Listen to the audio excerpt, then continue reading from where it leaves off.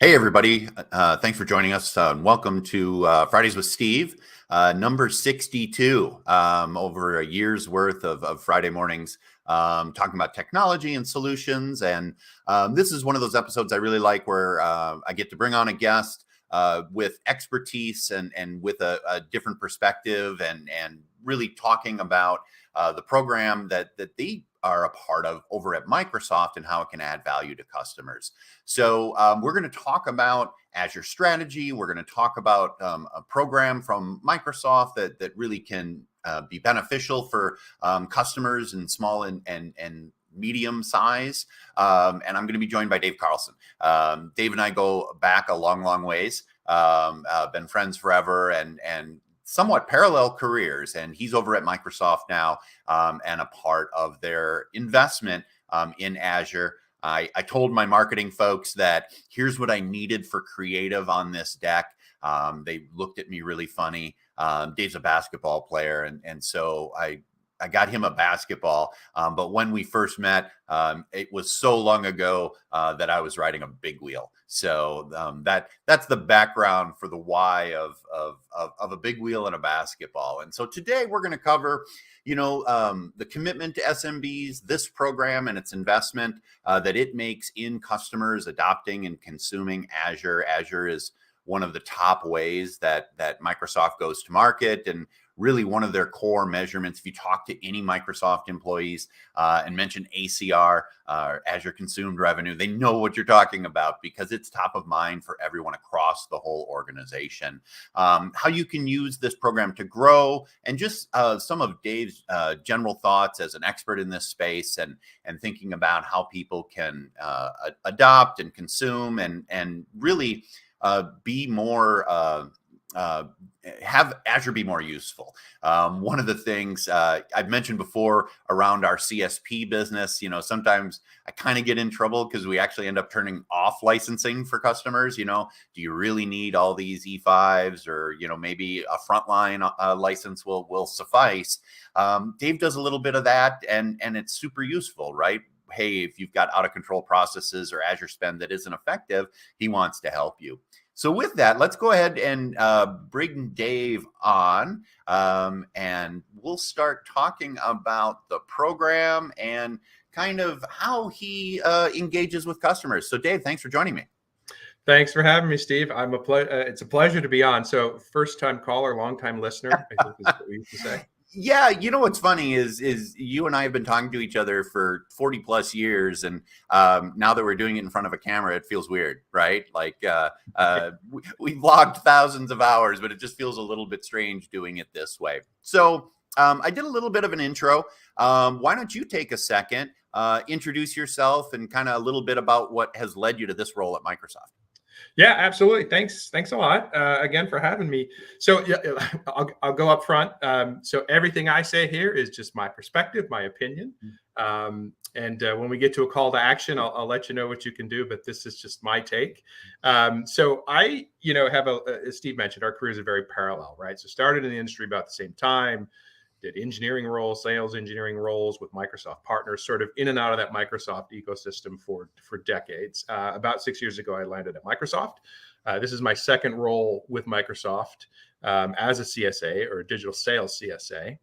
And what is really fascinating, and I think why Steve has me here, is the customer success program and the investment that Microsoft is making. So I love cloud. I particularly love Azure, and in this role as an Azure CSA and customer success, I get to spend my days entirely talking about Azure to a wide variety of customers, and so that's the exciting part. Well, and that's what's been interesting. You and I have observed this transition from transacting a license and disappearing for 2 years and 11 months, and then coming back and wanting to sell it to folks again. This world of cloud is all about adoption. It's all about usage. If people are paying for something month to month, they can turn it off real quick. There's a lot of data portability. And so I know Microsoft has made big investments in customer adoption and making sure people are actually effectively using the technology. It kind of sounds like that's what you and your team do here in the Azure space. Yeah, you put your finger right on it. So Azure Customer Success in this program is all about just that, right? It is a consumption-based world. More and more organizations are making investments in cloud to drive their products, drive their company strategy, go to market, achieve all their business goals. And it's not just for the big companies. I have a patch of over 40 customers, and they range from 25, 30 people in size to several hundred, and in some of those smaller organizations are doing a lot of great stuff in Azure. So the permeation of Azure use is amazing, and what Microsoft has recognized with this program and the massive investments they've made in customer success over the years is that if we're not helping our customers, if we're not helping them be successful, we're not going to be successful. If they're not getting the value out of the platform and getting those business outcomes that they came for, they might look elsewhere. And so, it behooves us to make sure that we're present and investing in them in return to make sure that we're both successful on the platform. You can see it on my slide: customer success equals Microsoft success, and that's very true. Yeah, it's telling that your smallest customer is 25 people. So again, that measurement of a company size in a lot of ways isn't a good indicator of what they might be doing in Azure. So I'm guessing your engagement and what you look for is those customers that you can help that are using some Azure and want to grow, using a lot and want to be more efficient. Like, is that kind of the pattern of a customer that gets engaged? Yeah, it really is. It is exactly that, and it's ISVs. So there are a lot of startups, a lot of young companies who have a product, and they obviously need to get it on a platform. They want to get it in a marketplace. They're early in their career or their company history, so they're very small, very nimble, and they're really leaning on Azure as that mechanism to launch them. So it's impressive to me to see a company that's around 35, and I obviously won't name names, consuming the level of Azure that they're consuming for their product platform. It is absolutely remarkable.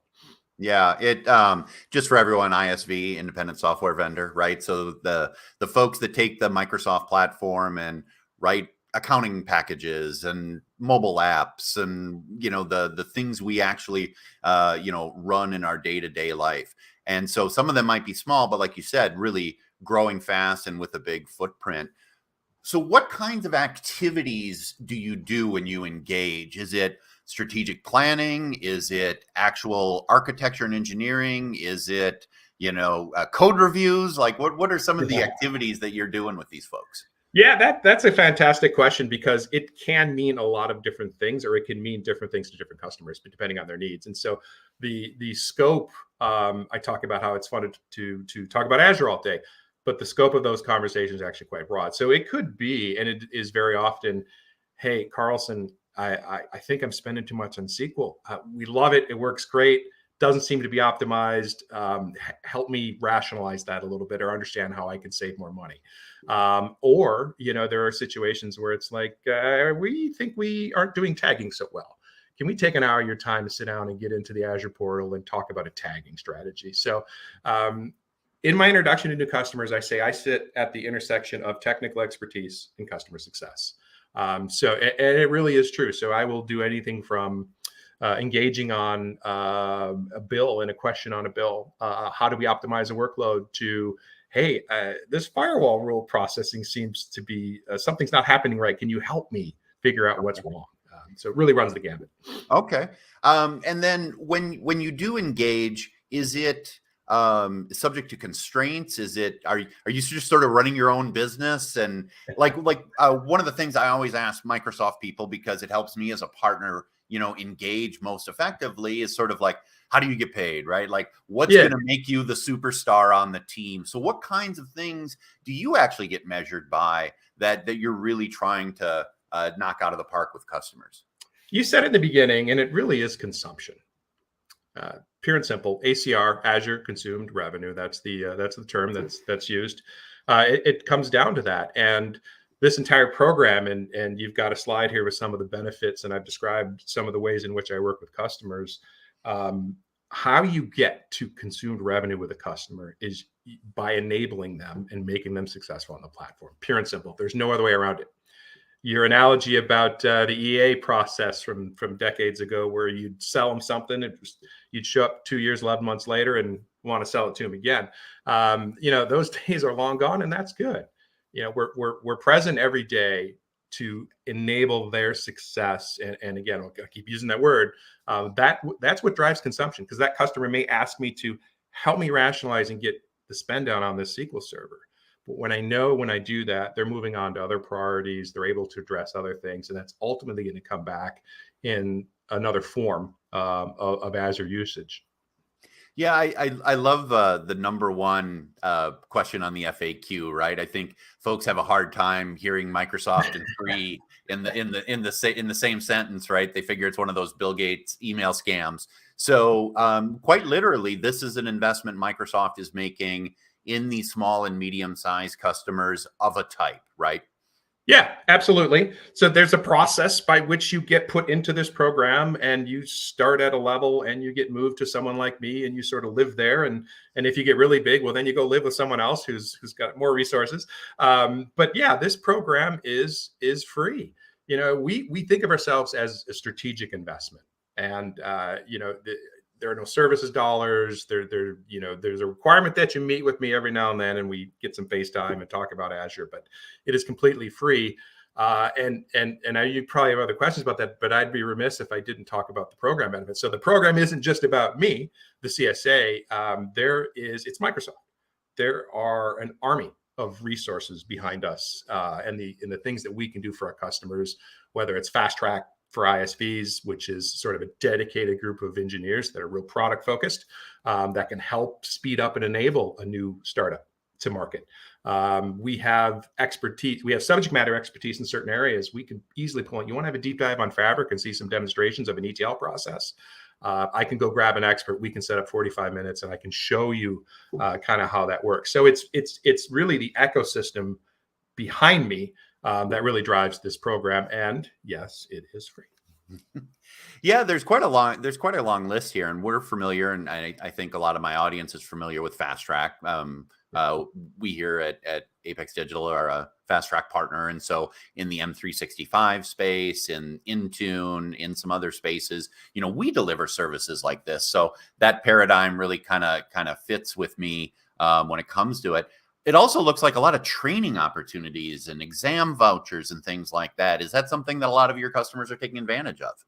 I think I wouldn't call it the second most asked question. The first one is, hey, I need to get my head around this spend and this bill, and we need to rationalize this and think about it. That's usually number one.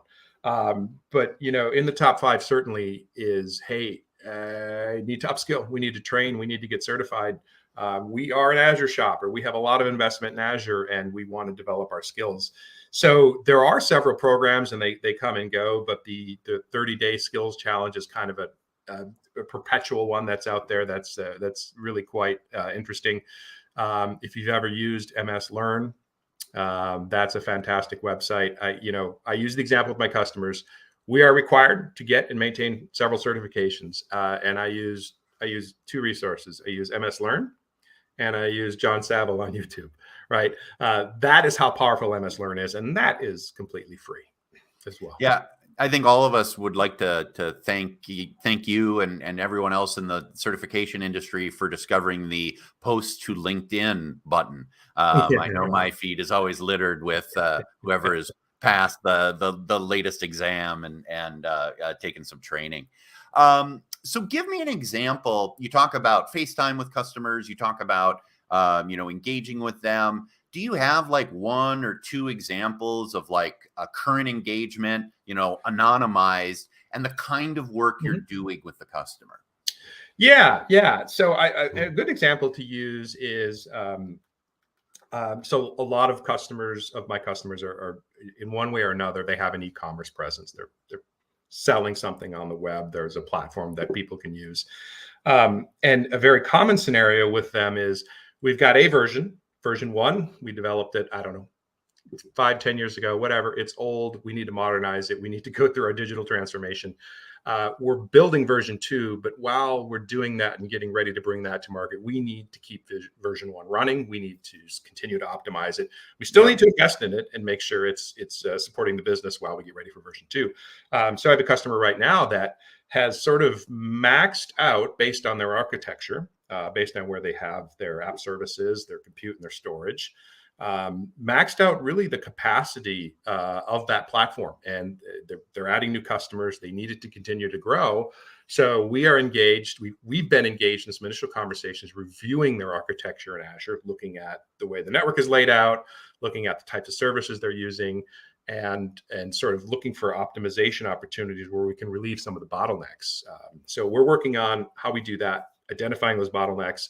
And the next step is for me to bring in a colleague who is focused on app service plans to really hone in on how they are deployed, which ones they're using in particular, and how they meet sort of the scalability and the DR requirements of the platform. So that's an example of a very, very technical hands-on engagement where we're trying to solve a specific problem. And again, that goes back to, if I help them through this and I'm successful, or we're successful in doing that, then that's going to make Microsoft successful, and the platform will expand. And then obviously we'll get that V2 business at some point.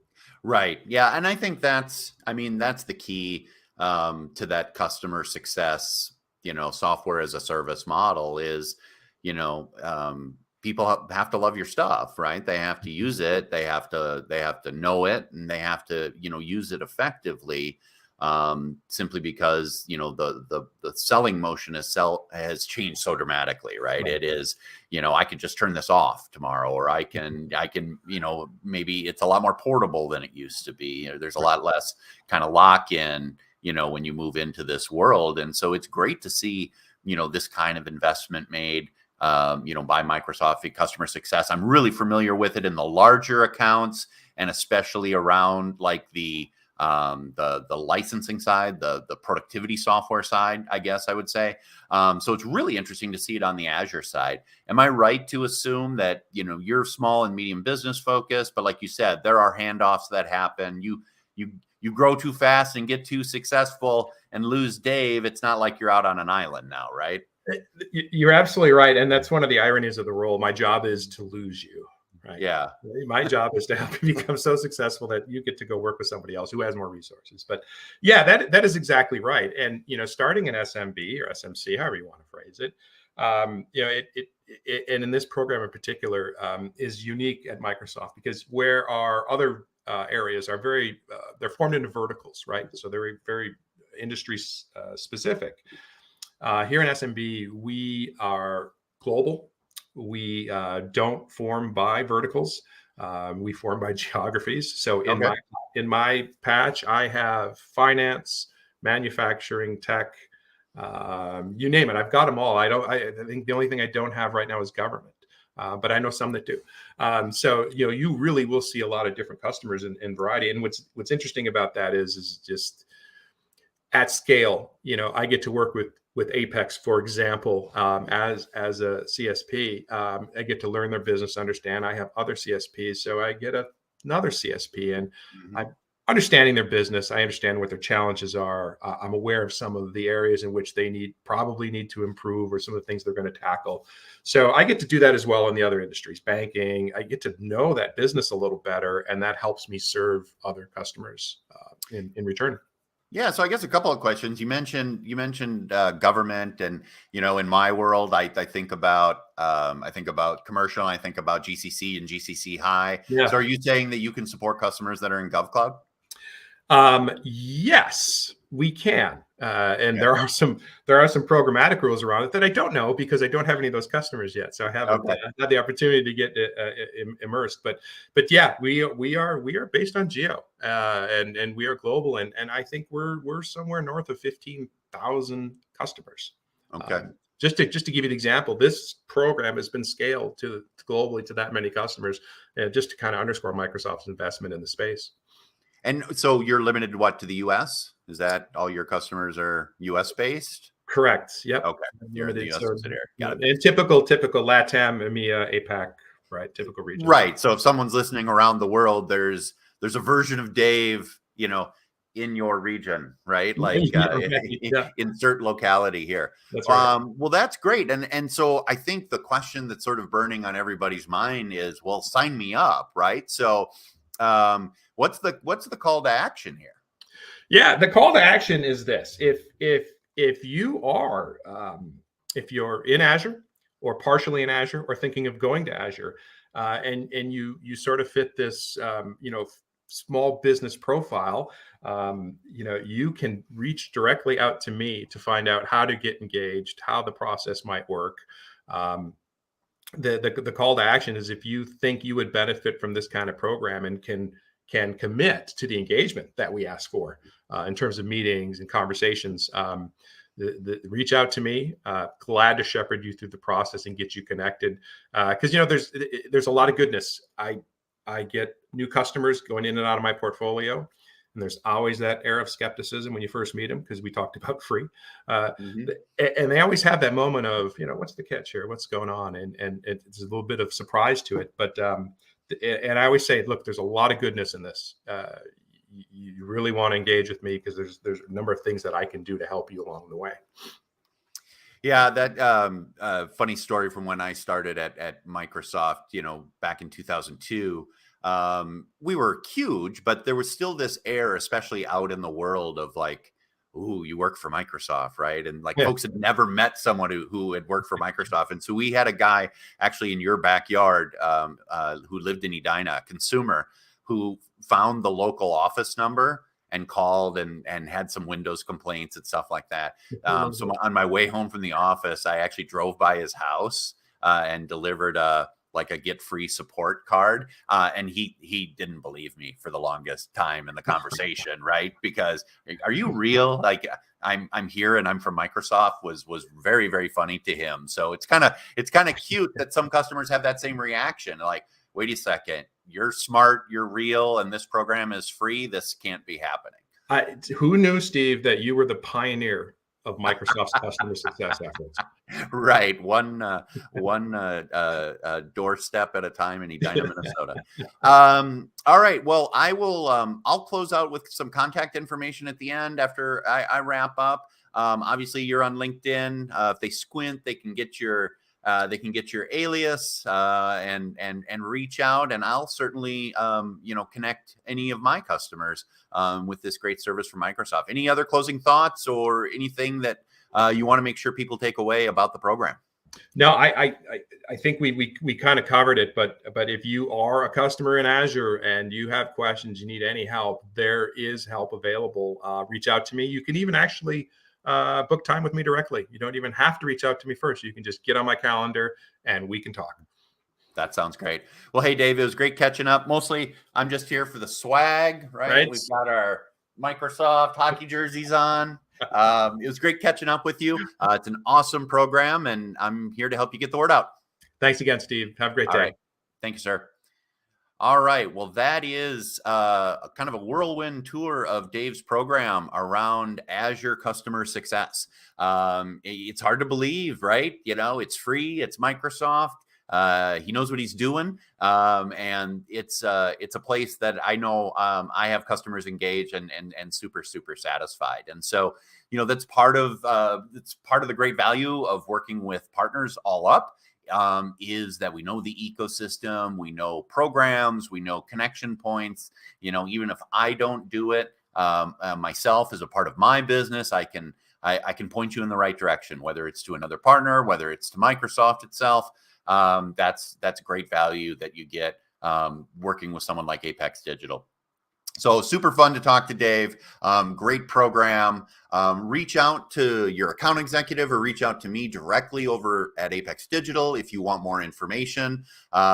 We also flashed Dave's alias over at Microsoft. They've hired so many people over the last 40 years. Oh my gosh, almost 50 years.